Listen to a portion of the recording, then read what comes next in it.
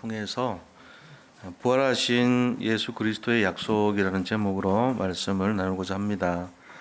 시간은 좀 늦었지만 그래도 강단 메시지가 제일 중요하죠, 그죠? 강단 메시지를 준비하기 위한 과정이니까 시간에 관계없이 잘 들으시고 메인이 사실은 말씀이에요.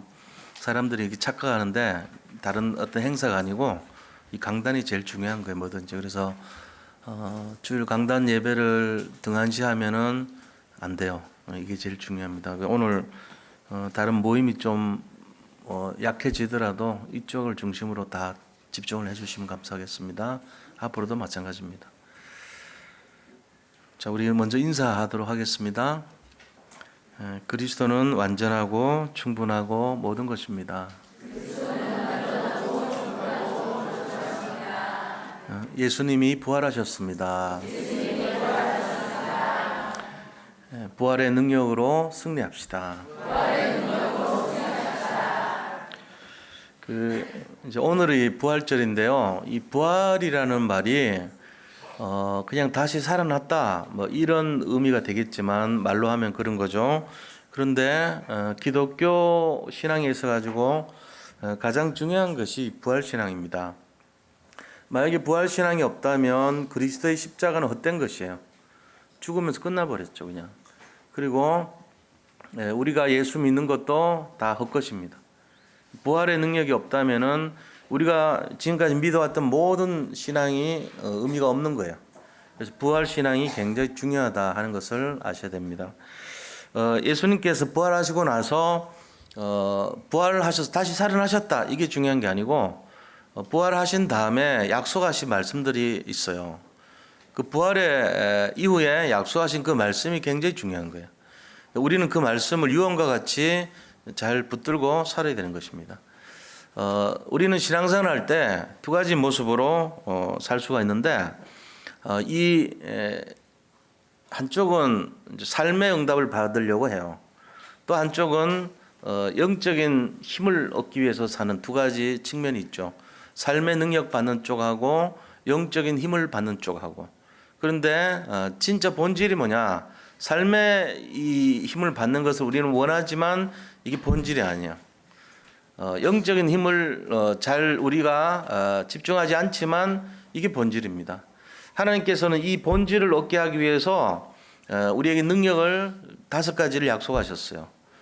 그거를 이제 하나님 주신 오력이라 그래요. 그 오력의 내용을 우리가 잘 알고 있습니다. 영력, 지력, 체력, 경제력, 인력 이 5가지 힘을 오력이라고 하는데 이걸 얻어야 돼요. 우리가 예수님 믿을 때 이 5가지 힘을 능력이라고 하고 이 힘을 얻어야만 우리가 하나님 일하는데 부족함이 없죠. 영력이라고 하는 것은 바로 영적인 힘을 말하는 거죠. 영적인 힘은 뭡니까?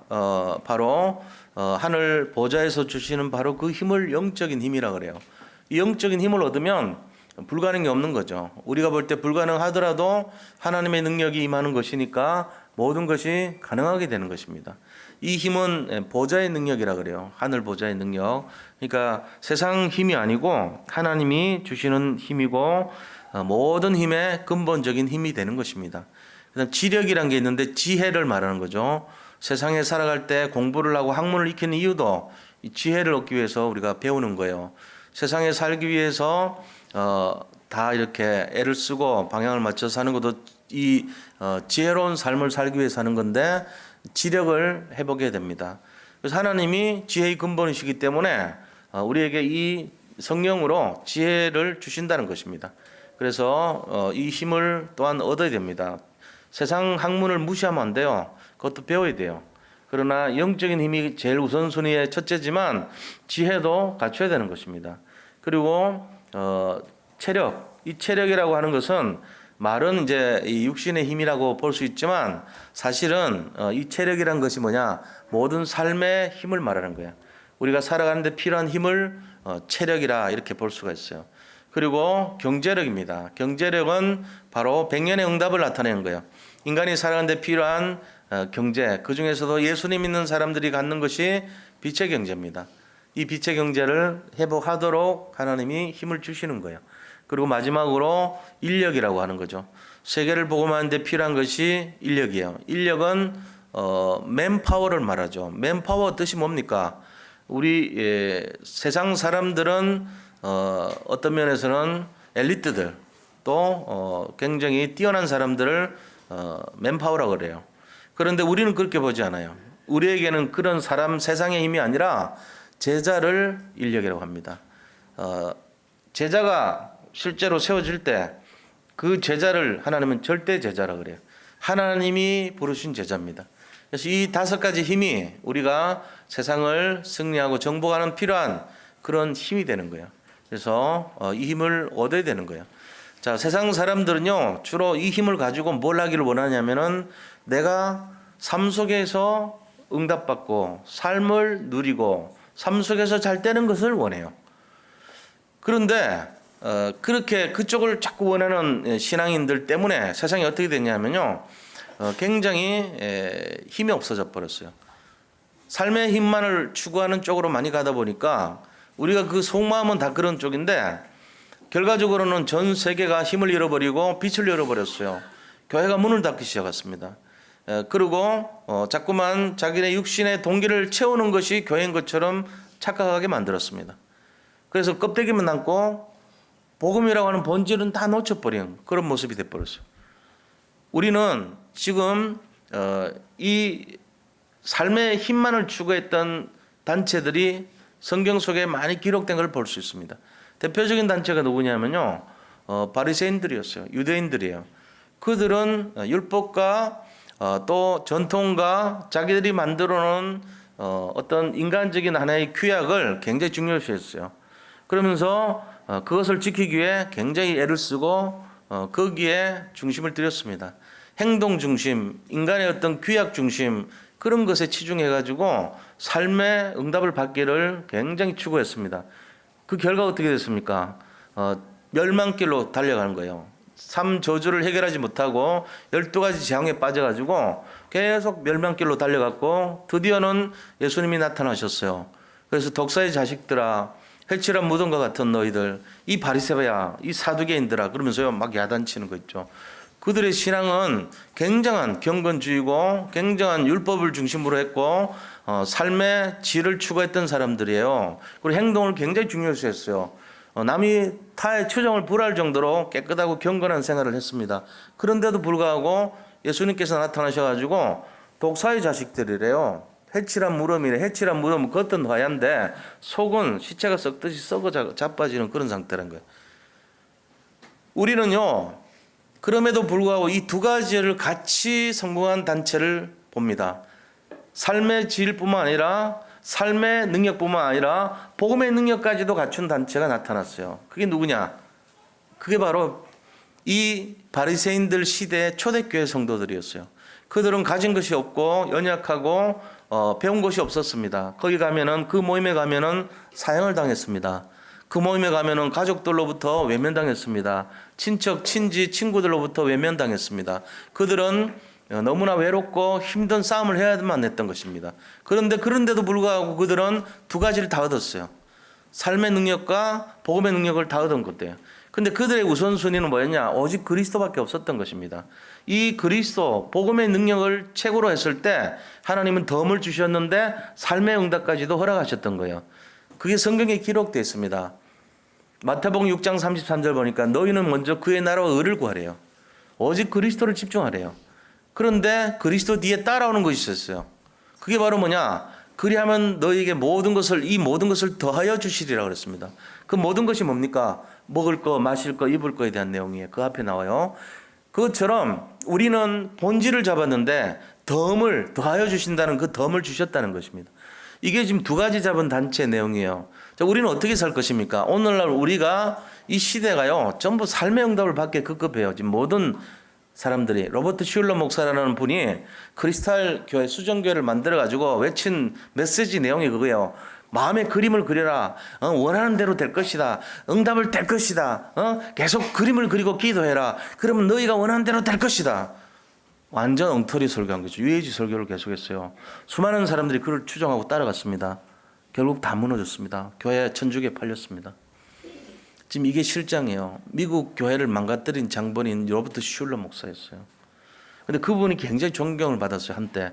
사람들이 그 꿈꾸는 다락방 같은 그 메시지를 갖고요, 늘 막 기대하면서요, 막 꿈속에서 만리장성 쌓으면서요, 나도 막 될 거라고 막 하면 된다, 그림을 그리자 이러고, 그런 메시지를 갖고 엉터리 설교를 해가지고 수많은 미국 성도들 다 망가뜨려 버렸단 말이에요. 지금 우리도 착각하면 그래 됩니다. 기복신앙에 빠지고 번영신앙에 빠지고.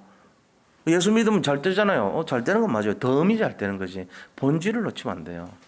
그리스도 얘기 한마디도 안 했어요, 그분은.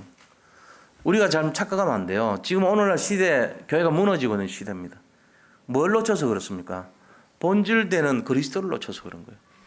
초대교회 성도들은 연약하고 아무 힘이 없었지만 본질을 잡았어요. 그래서 그들은 결국은 한 시대에 응답을 받았고, 정말로 지금 시대에도 모든 복음의 핵심을 초대교회 정신을 가지고 이어가고 있는 거예요. 사람들이 이 변별력이 없습니다. 사람들은요, 복 준다 그러고 힘 주면 그냥 막 아멘 해버립니다.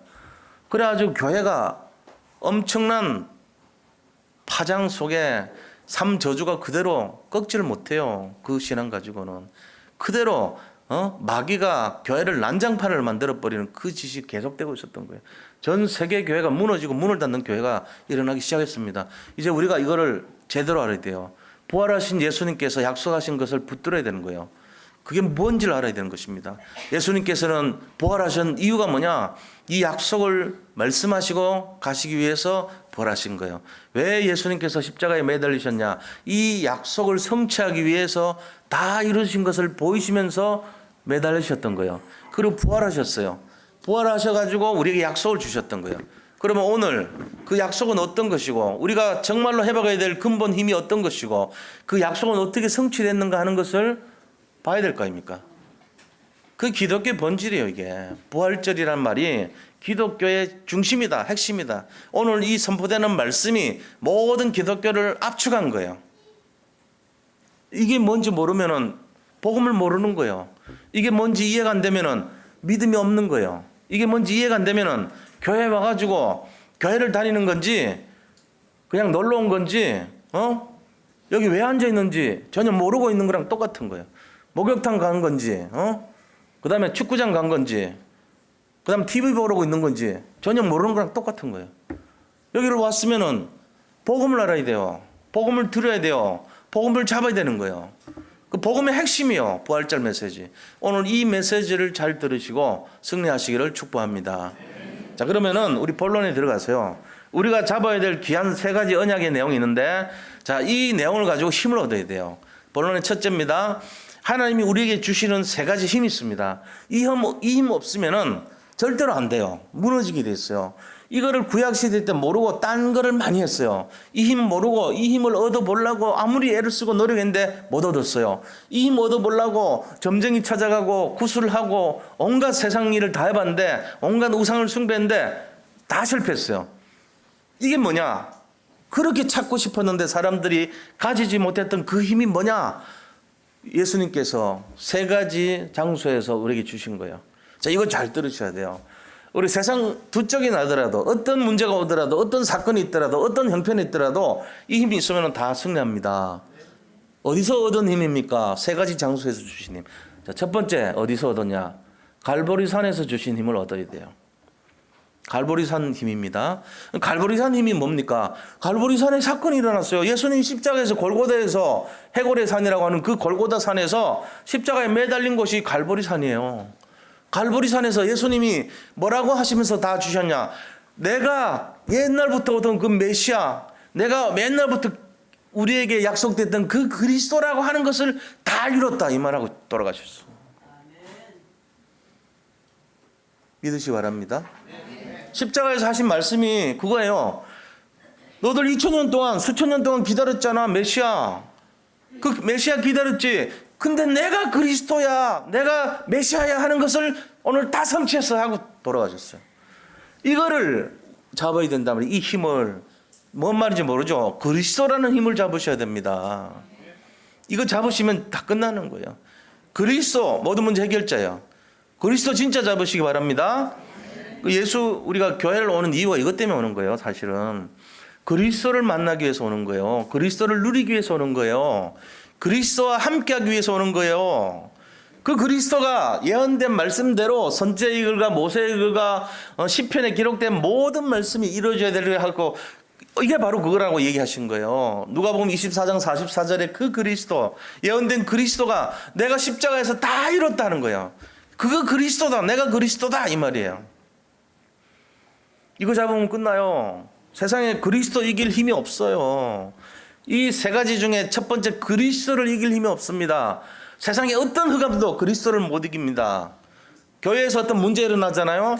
괜찮아요. 그리스도를 이기지 못해요. 그 문제.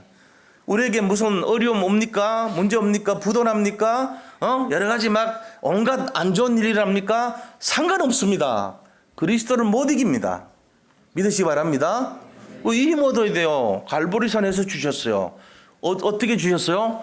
예수님이 직접 돌아가시면서 성취해버린 거예요.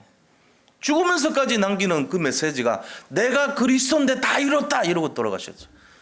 네, 그거 잡으면 세상 어떤 문제도 이길 수 있으니까 이 힘을 얻으라는 거예요. 자, 두 번째 힘이 어떤 겁니까? 감람산에서 부활하셔가지고 감람산에서 우리에게 주신 힘입니다. 그 힘이 무슨 힘이냐면요, 사도행전 1장 3절에 보니까 40일 동안 감람산에서 하나님의 나라의 일을 말씀하시니라 그랬어요. 하나님 나라의 일, 그게 뭔데요? 보좌의 능력을 말합니다. 하늘 보좌의 어마어마한 능력을 가르쳐 준 거예요. 힘 얻으시기를 축복합니다. 보좌의 능력 얻으면요, 당할 자가 없어요. 하늘 보좌의 그 힘을 내가 갖고 살면 지구를 마음대로 할 수도 있는 능력이에요. 창조하신 분이 하나님이시니까. 하늘 보좌의 힘이 내 속에 주어졌다면 문제가 없다니까요. 지금 막 큰일 날 것 같은 일 있습니까? 상관없습니다. 그 힘이 우리가 가진 보좌의 능력을 못 이깁니다. 이거를 딱 붙드시면 돼요. 문제 어려움 있습니까? 뛰어넘을 힘이 거기에 있습니다. 이 힘을 오늘 강하게 붙드시기를 축복합니다. 네, 보좌의 능력을 잡으셔야 돼요. 자, 세 번째 힘을 주셨는데 그게 바로 어디냐? 마가다락방에서 주신 힘이에요.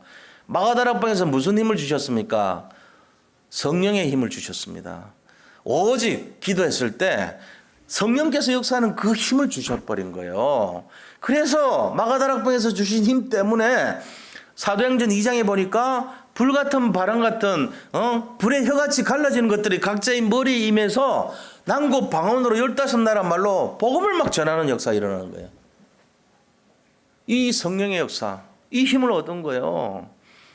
자, 이게요, 부활하기 전과 부활한 후에, 부활하시기 전에는 갈보리산, 그죠? 일주일 동안 갈보리산에서 미리 다 이뤘다 얘기하시고, 부활하시고 나서 그 다음에 뭐라 그랬었어요? 감람산에서 40일 동안이나 나타내셔가지고 하늘 보좌의 힘을 주셨어요. 그러고는 그 다음에요, 제자들이 모여서 이 마가다락방에서 모였는데 오직 기도했단 말이에요. 그때 주신 힘이 성령의 힘을 줘버린 거예요. 이 세 가지 힘입니다. 무슨 힘이죠? 그리스도의 힘, 하나님 나라의 힘, 성령의 힘입니다. 이것만 가지면요, 당할 자가 없어요. 이것만 있으면 돈 없어도 관계없고요, 명예 없어도 관계없고, 내 두 벌 옷도 없어도 상관없고, 지팡이 없어도 관계없고, 전대, 지갑 없어도 상관없습니다. 아무것도 안 가져도 상관없습니다. 모든 것을 가진 자의 비밀을 누릴 수 있습니다.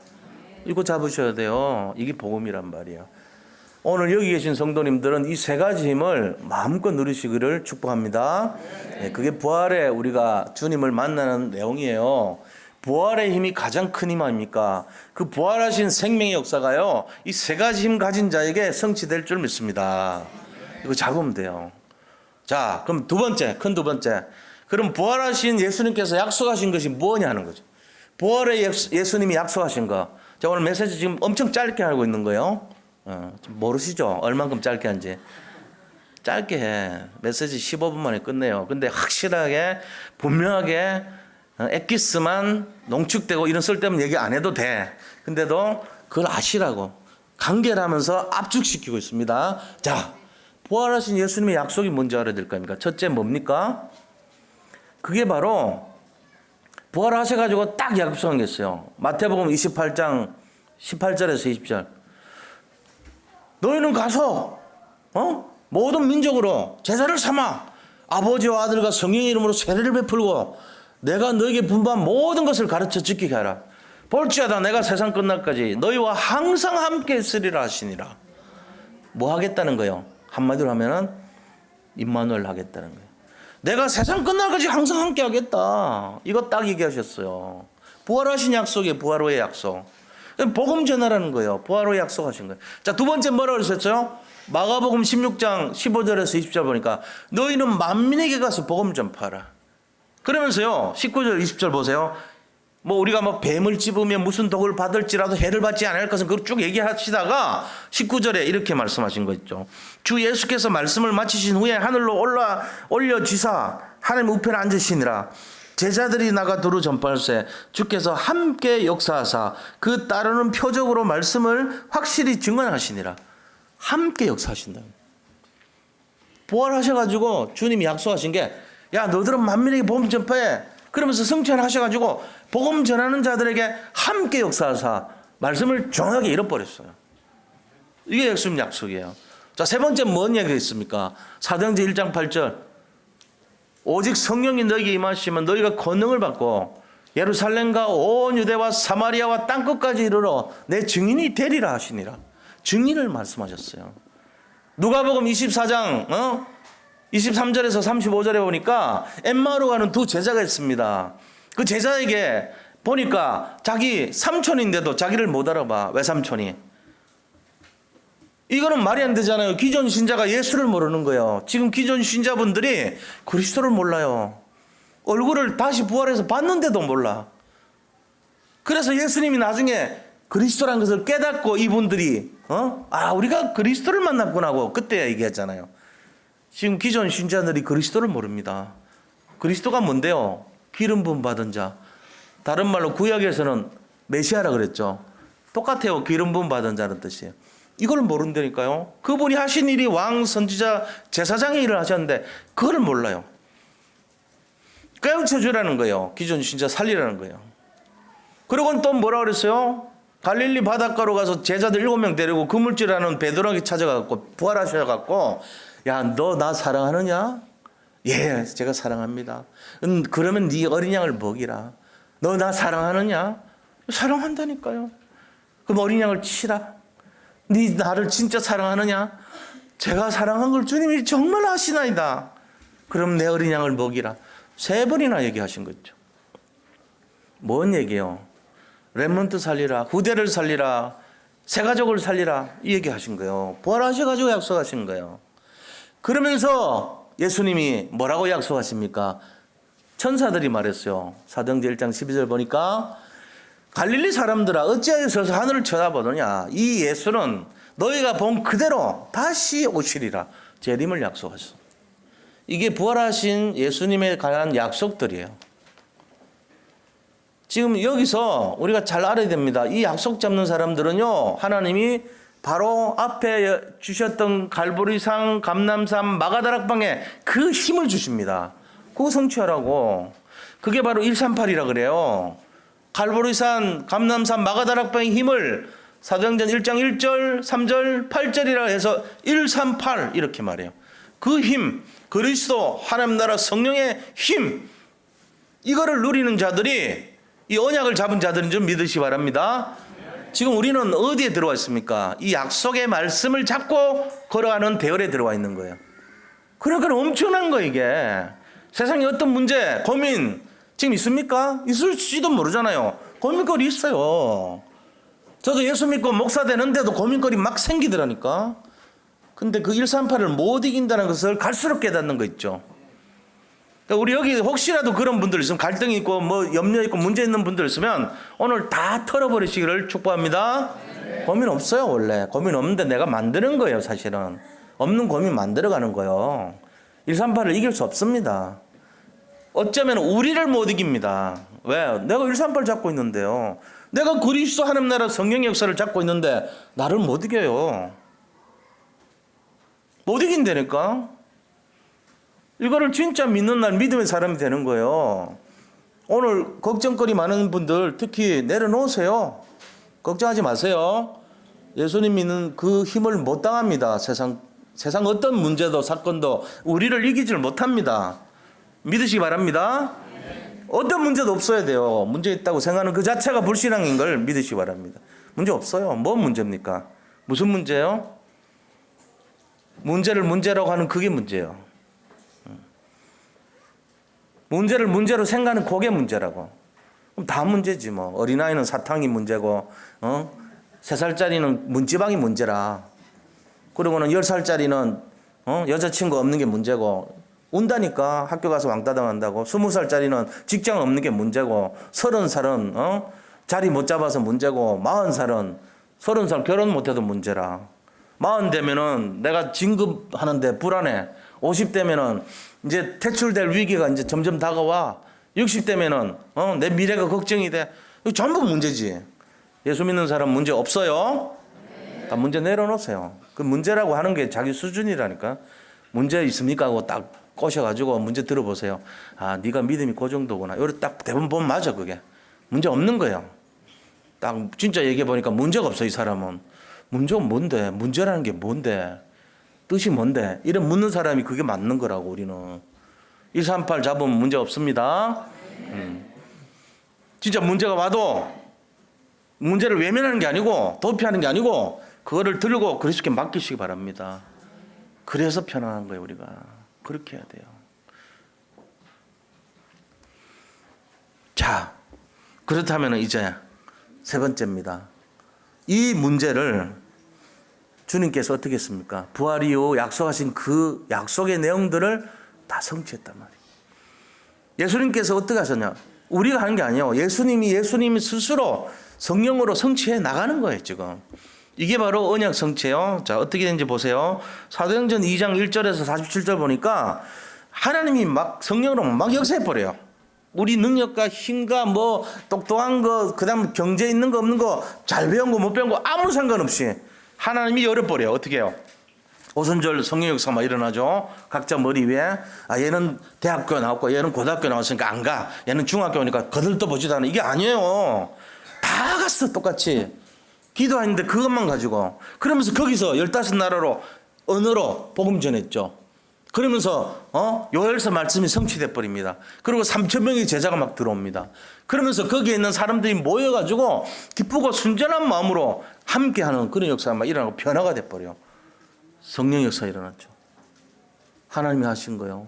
부활 약속을 그대로 성취하는 거죠. 너희는 만민에 가서 복음 전하라는데 3,000명 제자 오고요. 사도행전 4장 4절에는 5,000명 제자가 막 돌아오고요. 그 다음에 막 7 지계가 열리고요. 성교 문이 확 열려버렸어요. 우리가 한 게 하나도 없어. 하나님이 하신 거예요. 그러면서 응답이 오는데 복음의 응답뿐만 아니라 삶의 응답까지 계속 성취됩니다. 그 팀들이 초대교회 팀들이었고 바울 팀이었어요. 이들을 통해서 사도행전 11장 19절에 30절 보니까 안디옥의 교회라는 것이 세워지고 안디옥 교회를 통해서 7 지교가 열리고 선교의 문, 전도의 문, 세계 복음화의 문, 경제 회복의 문이 막 열리기 시작하는 거예요. 이게 우리가 받을 축복인지 믿으시기 바랍니다. 이게 지금도 지속돼요. 나는 지금 힘이 없고 능력이 없고 가진 것이 없는데 그게 정답이에요. 내가 가진 것이 많고 능력이 많은데 그거 안 써요. 그런 사람. 하나님이 뭐가 부족해서 그런 사람 씁니까? 아무것도 없어야지 쓰는 거예요. 우리가 가진 것이 부족해야지 써요. 그 사람을. 왜? 하나님이 하신 걸 알아야죠. 우리 힘이 관여되면 하나님이 야, 너들 힘 필요 없는데 왜 자꾸 그래? 너들 힘 가지고 하려고 그래? 라고 하실지도 몰라요. 내 거는 내려놔요. 그냥 하나님이 하신다니까요. 지금도 하고 계십니다. 이거를 순전한 마음으로 믿으시기를 축복합니다. 진짜 여기 걸어야 돼요. 여기. 그러면은 어떡하냐? 로마서 16장 1절에서 27절. 과거에 묻혔던 그 복음이 이제는 나타난 바 되시고 앞으로 세세 영원토록 무궁할 그 응답으로 함께할 줄 믿습니다. 그래서 거기서 제자가 막 일어나죠. 7명의 제자들. 로마서 16장에 제자들 7별명이 있었다고. 보호자, 동역자, 그다음에 식주인, 칭찬받는 자, 친척 같은 자, 수고로운 자, 사랑받는 자, 이런 7별명 가진 자들이 막 일어나면서요. 절대 제자가 세워진 거예요. 그러면서 절대 시스템이 만들어져서 막 말씀운동, 생명운동 막 일어나고 그러면서 거기에 절대 현장이 막 회복되기 시작하는 거예요. 이게 하나님의 역사입니다.